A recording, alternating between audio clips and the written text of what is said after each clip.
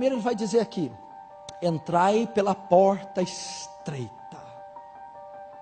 Primeira coisa que nós precisamos aprender: muitas pessoas se fiam apenas em uma parte da verdade.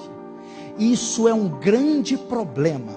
Se você tem meio evangelho, você não tem o evangelho. Se você tem meia teologia, você não tem a teologia. E aqui ensina duas verdades que nós esquecemos. A primeira verdade que ele ensina é da porta. Existe uma porta estreita, a porta que leva alguém à salvação. Ele está dizendo aqui do caminho da salvação. Ele diz que para ser salvo existe uma porta, um meio, e todos nós acreditamos que para o homem ser salvo existe uma só porta, e é Cristo Jesus. Só um mediador entre Deus e os homens, Cristo Jesus. Atos 4:12, em nenhum outro há salvação debaixo da terra, a qual devemos ser salvos, o que é Cristo Jesus. Então exclui todos os deuses e santos e todo o paganismo. E ele vai dizer: eu sou a porta das ovelhas. Aquele que entrar por mim, entrará e sairá e achará pastagem. Nós concordamos. O que essa porta também mostra aqui? A doutrina da justificação pela fé somente, e não pelas obras da lei, não pela liturgia, não pelo batismo, não pela língua estranha, os dons carismáticos, não, porque você creu na suficiência do sacrifício, porque você creu nos méritos de Cristo naquela cruz, porque você se arrependeu das suas obras. É assim que um pecador é justificado. Isso é a porta. Só que se eu aprender só essa verdade, ela não é suficiente. Isso significa a porta estreita. Agora eu tenho que aprender a segunda verdade. Estreita é a porta, e apertado ou estreito também é o caminho. O que está acontecendo? Muita gente está dizendo ter passado pela porta estreita, mas está andando num caminho largo. Muita gente diz ter sido salva, ter sido convertida, ter sido justificada, porque passou pela porta a fé e o arrependimento. Mas a evidência que alguém passou pela porta estreita é que essa pessoa está agora andando pelo caminho estreito. Jesus então está ensinando aqui, está ensinando a segurança da salvação e a certeza da salvação, o caminho estreito. Então um caminho se chama, a porta se chama justificação, o caminho se chama santificação. A evidência que alguém foi justificado é que esse alguém está sendo santificado. Agora o que está acontecendo? Muitas pessoas estão se dizendo salvas, muitas pessoas estão dizendo convertidas, muitas pessoas estão dizendo que nasceram de novo, que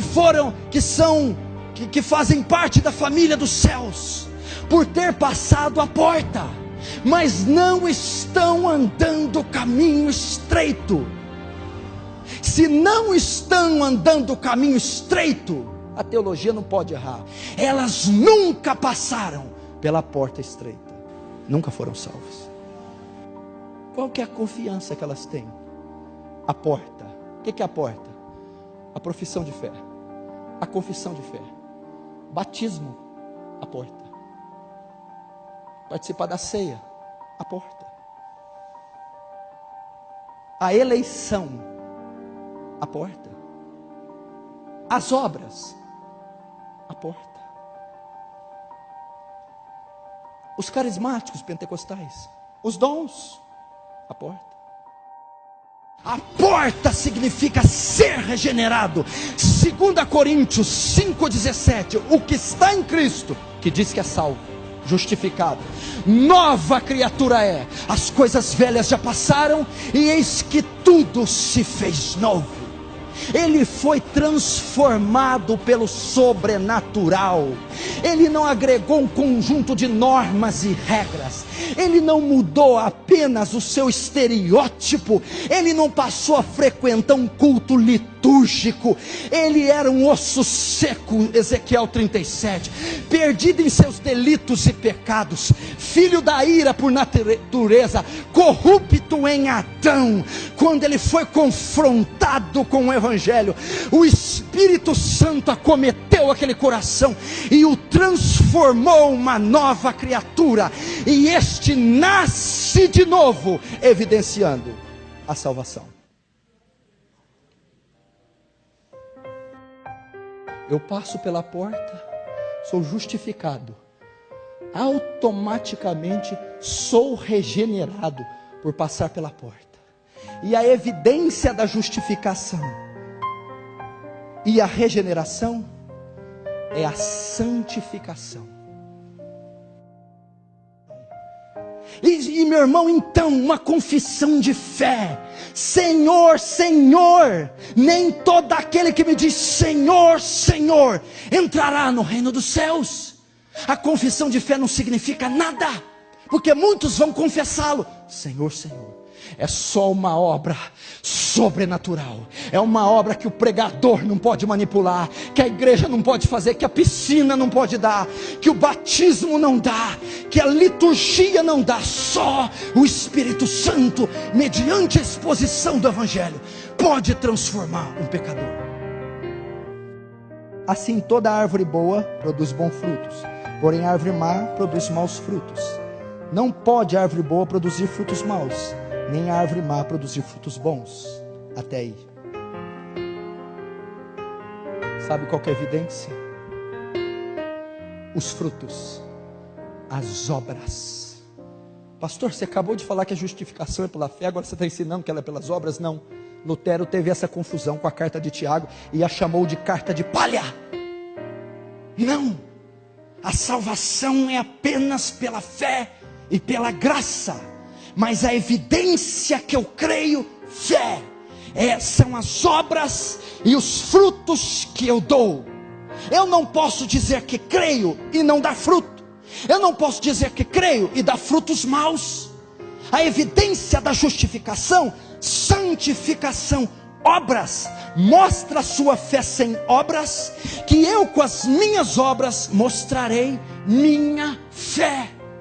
Obras.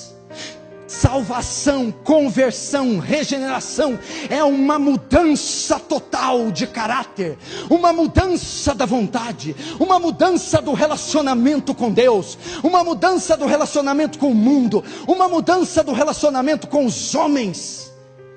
Uma pessoa que de fato foi salva, que de fato foi justificada, ela está andando em santidade e ela está produzindo frutos. Aqui está dizendo aqui, ó, que a evidência que ela passou pela porta e pelo caminho é que ela, pelos seus frutos os conhecerei, pelas suas obras, pelo seu movimento, pelo seu estilo de vida, pelo seu pensar, os lugares que frequenta, as coisas que fala, as coisas que pensa, as pessoas que se relaciona. A evidência que alguém é salvo é que ela deu uma volta completa na sua vida, ela mudou os seus valores, ela mudou o seu coração. Como é que pode alguém dizer salvo, mas frequenta os mesmos lugares, dizer salvo, mas é imoral, diz que é salvo, mas se masturba 4, 5 vezes por semana, diz que é salvo, mas fornica, faz sexo com a namorada semanalmente, diz que é salvo, mas é viciado, diz que é salvo, mas é pornógrafo, diz que é salvo, mas é infiel, diz que passou pela porta, mas não há evidência, o fruto. O crente regenerado, genuíno, salvo, peca, cai, se enfraquece, tem o pecado como estilo de vida? Não. É regular o pecado está no cotidiano? Não, impossível. E eu termino dizendo isso no verso 18: não pode a árvore boa produzir maus frutos, O que Jesus está dizendo? É impossível um nascido de novo, é impossível alguém que foi salvo, justificado, é impossível produzir maus frutos, viver uma vida ímpia, é impossível viver a prática do pecado, é impossível. Ele está dizendo, não pode a árvore má dar bons frutos, e nem a boa dá maus frutos. Ele está dizendo, se uma pessoa for de fato justificada, é impossível ela não ser santificada, é impossível ela não ser regenerada, é impossível ela viver uma vida ímpia. 19. Toda árvore que não produz bom fruto é cortada e lançada no fogo.